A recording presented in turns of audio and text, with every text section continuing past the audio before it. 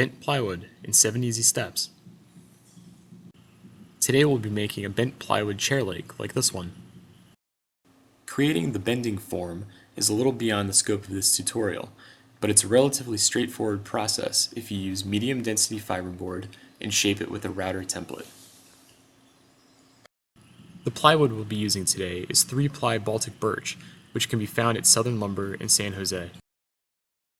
Once you have a bending form in plywood, the first step is to cut the plywood into strips on the bandsaw. Here I've set up a fence 2.5 inches to the left of the bandsaw blade. This setup will allow me to consistently cut strips about 2.5 inches wide. I chose that width because I want the final leg to be about 2 inches wide. This allows for about 1/2 inch to be trimmed off later.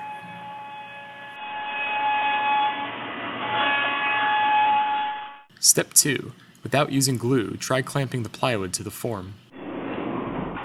This step is important for 2 reasons. Most importantly, it validates your form and clamp setup and ensures that there won't be any surprises after you apply glue. It also conditions the wood so that it will be a little easier to bend when it counts. For the chair leg, we'll use a total of 8 plywood layers. 5 will make up the chair leg itself, 1 scrap piece will be placed on the inside of the bend, and 2 scrap pieces will be placed on the outside. Using scrap pieces reduces the incidence of flat spots caused by the clamps. Look carefully to see if there are any gaps between the form and the plywood. If there are, add more clamps. Once the gaps are gone, it's a good idea to mark the spots where the clamps go, so you don't forget later. Step 3. Remove the clamps and apply glue to the plywood strips. I recommend using an extended working time wood glue, which dries slower than conventional glue. This is particularly important if you're gluing together many layers. Also, it's better to use too much glue than too little. Use a flat stick, here I'm using a piece of scrap wood, to spread the glue evenly across the surface of the plywood strips.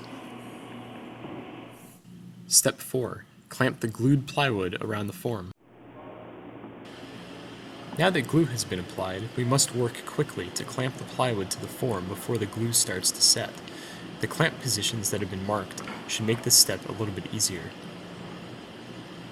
It's a good idea to protect your work surface with butcher paper, since a lot of glue will squeeze out.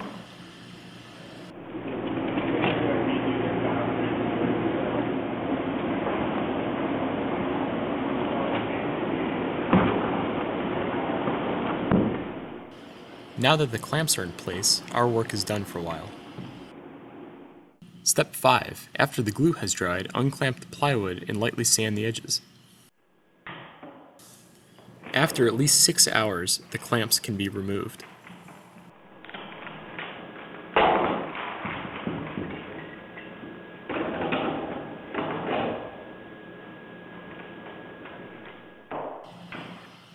Success! We're almost done.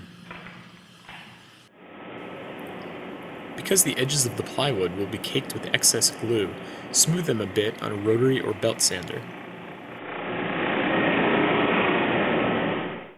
Step 6. Trim the edges of the plywood on the bandsaw. Again, I've set up a fence on the saw. This time, it's only 1/4 inch from the blade. This will give us our desired chair leg width of about 2 inches. After the edges are trimmed, the ends can be squared up and corners rounded on a sander.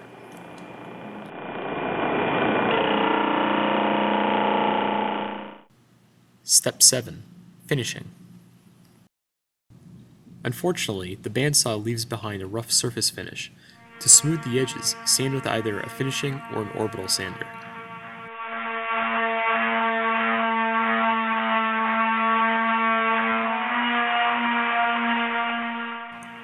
The sanding may take longer than you expect, but the results will be worth it. And that's how to create a bent plywood chair leg.